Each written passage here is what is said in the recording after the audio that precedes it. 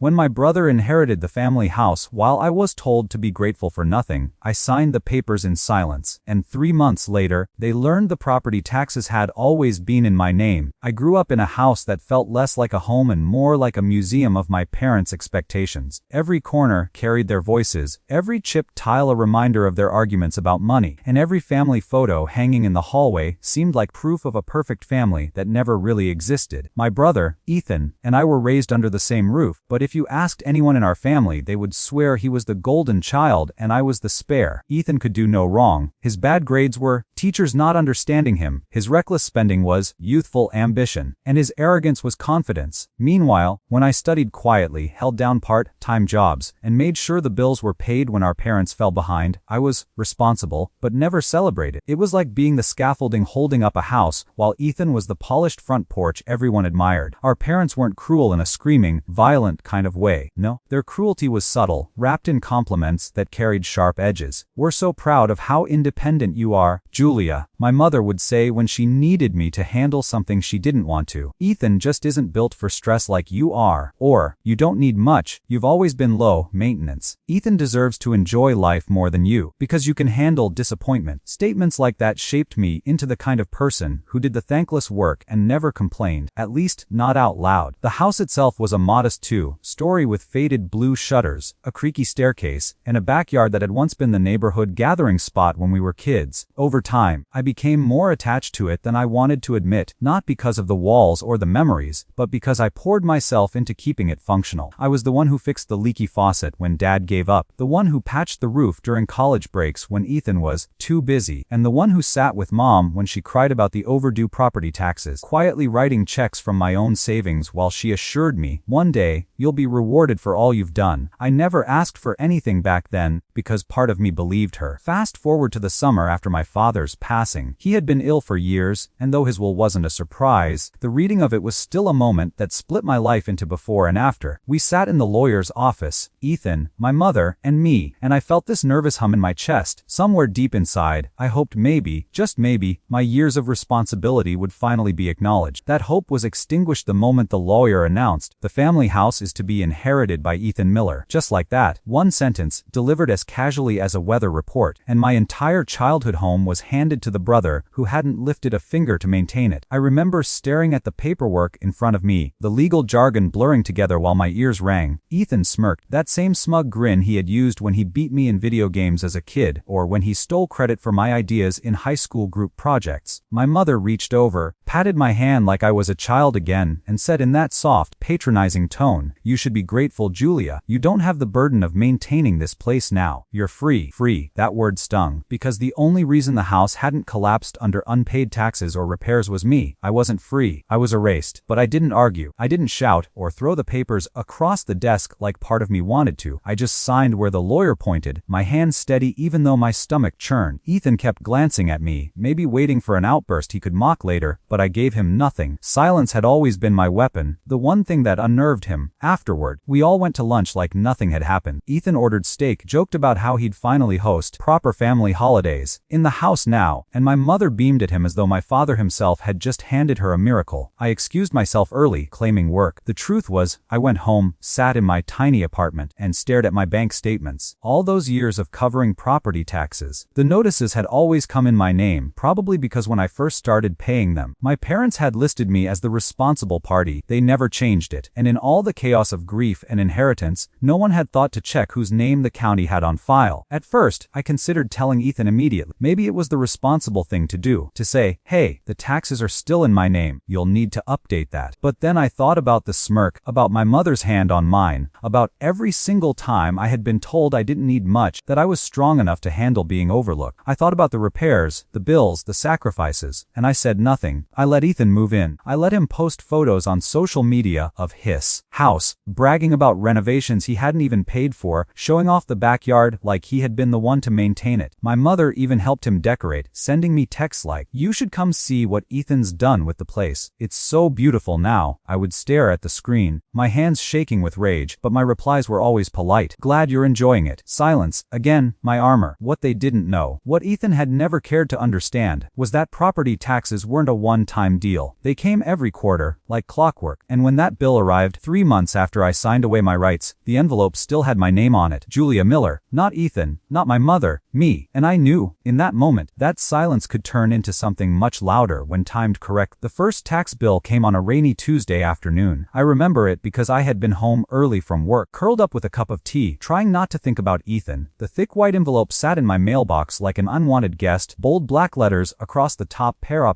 what tx statement. My name, my address. Not Ethan's, not the family house. Mine. I opened it at my kitchen table, rain pattering softly against the window, and the numbers were all too familiar. I'd been paying them for years, sometimes late, sometimes just barely scraping by, but I had always made sure they got handled. Except now it wasn't my house. I stared at the amount due and felt the strangest mix of fury and amusement. It was like fate had delivered me one final receipt, a reminder of how much I'd given, and a preview of how much Ethan was about to lose. At first, I tucked the bill into a drawer. I wasn't ready to make a decision yet. A part of me, the part conditioned for years to carry burdens silently, almost reached for my checkbook out of reflex. But another part of me, a louder and angrier part, stopped my hand. No more. Why should I keep paying for a house I wasn't even welcome in anymore? Why should I subsidize Ethan's arrogance and my mother's blind favoritism? Over the next few weeks, Ethan's posts online grew more and more ridiculous. He'd upload photos of new furniture, brand new leather couches, a dining table that probably cost more than my yearly rent, a giant flat screen mounted in the living room. He even posted a smug caption, "Finally, the house feels alive again," as though it had been dead the entire time I kept it standing. Friends and extended relatives would comment things like, "So happy for you, Ethan," or, "You've always deserved that home." Each word felt like a knife twisting into me, but I stayed quiet. I reminded myself I didn't need to fight back yet. The second tax bill came with a notice past due, still addressed to me. I knew then that Ethan hadn't even looked into the matter. Either he didn't notice, or he just assumed my name would quietly vanish from all the legal paperwork like magic. He had no idea that the county kept records, that names and responsibilities didn't just disappear because he declared ownership. I smiled for the first time in weeks, holding that notice like it was a secret weapon. Around that same time, my mother invited me over for dinner, not at Ethan's house, though she mentioned, of course, how gorgeous it looks now, but at her own smaller condo across town. Over dinner, she did what she always did, subtle barbs wrapped in sweetness. "You seem quieter lately, Julia," she said while passing me the salad. "I'm fine," I replied, keeping my tone neutral. "Then's been so busy with the house. He told me you haven't even visited once. Don't you want to see all the changes?" I smiled thinly. "I'm sure he's done a great job." She sighed in that performative, disappointed way. "I wish you two would be closer. You should support him more. He has a lot on his shoulders now, you know." I almost laughed right there. He has a lot on his shoulders. He hadn't even noticed the weight I had carried for years. The bills, the repairs, the quiet sacrifices. But I didn't argue. I never did. I simply excused myself after dessert, drove home, and pulled the tax bill out of the drawer again. By the third month, the county issued a final notice. This one had bolder red letters, a clear threat. "Failure to pay may result in property lien or foreclosure proceedings." I read the line over and over until I could practically recite it from memory. I imagined Ethan, lounging in his brand new recliner, sipping expensive whiskey, bragging about his house, completely oblivious that the foundation of his pride was already crumbling beneath him. I made my decision that night. I wasn't going to pay another cent. I wasn't going to warn him. I wasn't going to save him the way I had saved the house dozens of times before. Let the county come knocking. Let him feel, for the very first time, what it was like to have responsibility shoved into his lap without warning. The funny thing is, Ethan didn't call me once during those 3 months. Not to say thank you for all the years I kept the place afloat, not to ask for advice, not even to gloat directly. He just lived in his bubble, assuming the world would always bend around him, and maybe that was the greatest gift my silence gave him, enough rope to hang himself. Then one Saturday afternoon, the storm broke. My phone rang, and when I saw Ethan's name flash on the screen, I almost didn't answer. But curiosity got the better of me. "Julia," he said, his voice tight, "did you know the taxes are still in your name?" I let the silence stretch, savoring it. "Yes," I finally replied. There was a pause. "What do you mean?" "Yes, I mean exactly that. I've been paying them for years. They've always been in my name. You didn't think to tell me that when I inherited the house." His voice was rising, the calm facade cracking. "I didn't think it was my responsibility," I said evenly. "After all, it's your house now, isn't it?" I could almost hear him grinding his teeth. "Well, The county is threatening to put a lion on it. They're saying it'll go into foreclosure if it isn't resolved. Why didn't you just?" And there it was, the same entitled tone I'd heard my whole life. Why didn't I just fix it? Why didn't I carry the burden again? I felt a laugh bubble in my throat, but I kept my voice calm. "Ethan, for once in your life, maybe you should handle it." Before he could respond, I ended the call. That was the moment I realized my silence wasn't weakness. It was power, and it was only the beginning. The months that followed felt like a test of endurance, not just for me, but for the house itself. My brother had officially moved in, though moving in was perhaps too generous a term. He treated the place less like a home and more like a badge he could flash around town. The house was no longer our family's old gathering point. It became a backdrop for his self-importance. Every time I drove past, I would see his shiny SUV parked out front, the lawn already beginning to show neglect, toys from his children scattered haphazardly across the porch, and the once pristine hedges now overgrown and tangled. Inside, the house bore a heavier weight. Neighbors would sometimes call me,